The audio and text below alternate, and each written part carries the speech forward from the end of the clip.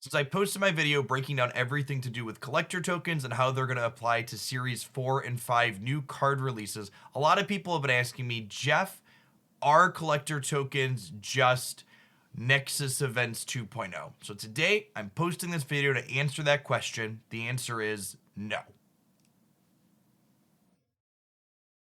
All right, did you need a little bit more than that? Let's get into it and talk about how these collector's tokens and the token shop with these card releases are fundamentally different than the absolutely disastrous proposed system of Nexus events that happened during the closed beta and then were subsequently and appropriately scrapped by Second Dinner.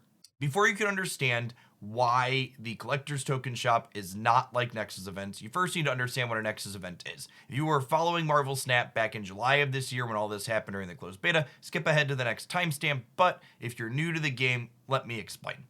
Nexus events at their core were a gacha style loot box similar to what Genshin Impact and other hero opening games do, where you could spend large amounts of gold to get not only cards. In the case of this event, there was a brand new card, Jane Foster the Mighty Thor, as well as the Destroyer, an existing pull 3 card already in the game that you could open, as well as miscellaneous cosmetic items, as well as some credits or worthless boosters as well. Now, the thing to understand about these is that at 1800 gold, they would have been pretty reasonable to guarantee a card as a 4-star reward. These cards weren't 4-star rewards though. These cards were super rare, and you were only guaranteed to get a super rare card after 50 pulls, which means if you're following, that means you need to spend 9,000 gold to get a card or 18,000 gold to get both cards if you didn't already have the existing pull 3 card. But that's not where it stopped either, because in addition to having each of these cards as a super rare reward, there was also a variant for each of the cards in there as well. And once you had the first card, you had a chance to get a variant for the cards you already had before you opened the other actual card, which meant, let's say you already own Destroyer, you could get a Destroyer variant for your first 9,000 gold and then not get Jane Foster until you spent the next 18,000 gold into this loot box system. At the core, there were two problems with Nexus events. The first was that there was no agency in what you were getting. It didn't matter if you didn't want extra credits, or you didn't want extra boosters, or you didn't give a shit about the Destroyer variant. You didn't control if you were getting Jane Foster first, the thing that you really cared about. This means half the time you were going to spend 18,000 gold to get the card out of these things because there was a 50% chance you were getting the variant first. And then there's the price tag, 18,000 gold twice a month for 2 Nexus events. A free-to-play player in Marvel Snap gets 2,500 gold per month. That's only 13% of one Nexus event. It would mean that free players under this system got one new card at release every 7.5 months. You would only get one card right at release as a non-spending player per year in Marvel Snap. Absolutely absurd. So in summary, non-spending players under Nexus events got one card every 7.5 months when it would release, assuming they saved every bit of free-to-play gold that they got for that event, which means they got one out of every 15 cards that came out on release.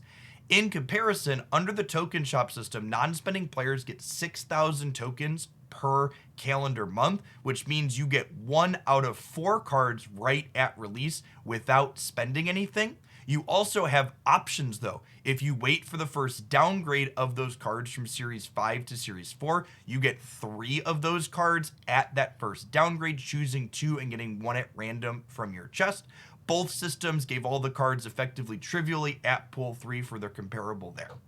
The comparison for spending players is also way more favorable under this collector token system. Similar to non-spending players, you also get 1 out of 4 cards for free because you're also getting 6,000 collector tokens a month. If you want to look at the just raw price comparison as well, the other 2 cards that are non-season pass cards that you're getting that you need to spend a bit for still comes in at 2/3 of what the price tag was going to be to get every single card under the Nexus events. You also have agency in what you choose to get. You're not going to have to pay a high price for a random 50/50 on a chance to get a variant. You're not going to be forced to buy extra boosters and credits that weren't actually your goal. And you can choose to just wait for cards to downgrade, similar to the free-to-play players, effectively getting them at a trivial price if you're willing to wait a touch for a card you don't need right away. Overall, not only is the price tag lower on the collector token system, but it's more favorable for free players. It gives all players, spending or not, more agency over the cards that they're getting and the order that they're getting them in. And I think it's really unreasonable and unfair to say, hey, this is just a rehash of the Nexus events. I'd like to close with a couple of thoughts. The first is that most of the complaints and critiques I've heard of this system basically make the worst case scenario assumption that every 7 days, Second Dinner is about to release a brand new card that invalidates all of your existing decks, and it will be a must purchase card that you have to win matches and cubes on the ladder. While Second Dinner is full of designers who are humans, I'm sure they're going to miss the mark on occasion here or there. I don't think this is a reasonable assumption to have happen every single week. And even if it happens 1 in 3 or 4 of the releases, and it takes them a second to dial it back, you get 1 in 3 or 4 releases for free.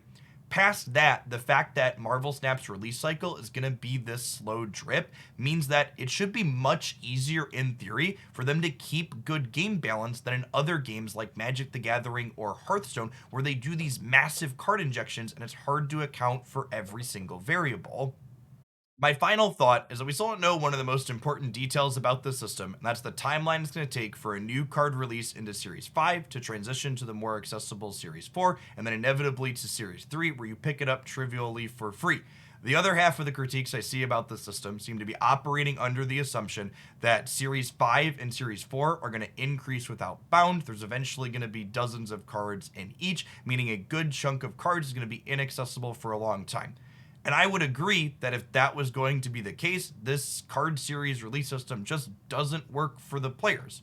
That being said, if we see something more similar to the Season Pass, where we see a card enter Series 5, and then a month later it downgrades to Series 4, and then another month or two later it downgrades to Series 3, where everybody gets it basically trivially for free, I think this system probably works quite well.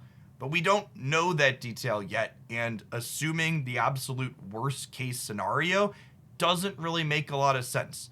The Nexus events, when they happened and Second Dinner scrapped them completely and ripped them out and replaced them with this new collector's token system, that isn't something a game dev company does lightly. And in fact, with all my years in the industry, it's basically something that never happens. What usually happens when there's a blow up about monetization in a game is the devs simply panic and they cut the price by 20% or in half or a little more than that even, and they just leave the system the same.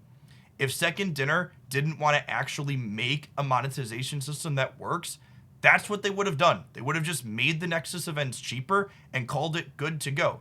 But that's not what they did. They rebuilt the system from the ground up in an attempt to make it more accessible, and they definitely did that. Free players are getting 1 in 4 cards right at release as opposed to 1 in 15, making the system incredibly more generous for the lowest player in the game. And they also made it cheaper for the biggest players in the game. So I think at a minimum, until they show us that they're going to get this wrong, we should give them the benefit of the doubt and assume that they're going to get it right. They wouldn't have put all this effort into retooling the system if their goal was to just screw the players at the end of the day. But it's also important to remember we live under late stage capitalism, people. You know, these companies have to make money. If everybody's a free to play player, Marvel Snap's not going to be here a year from now or even 6 months from now, probably. So at the end of the day, I really hope they can strike a balance between hitting the profit metrics that they need to have so Snap can be a game that I'm enjoying a year or 5 years from now still, as well as making the game accessible so all players can have the game pieces they want to play with and have fun with, most importantly, in a reasonable amount of time. I'd love to know your thoughts on the whole thing in the comments section down below. Did my argument and my stats show you that this isn't Nexus Events 2.0 and we should give it a chance? Or that I failed to convince you?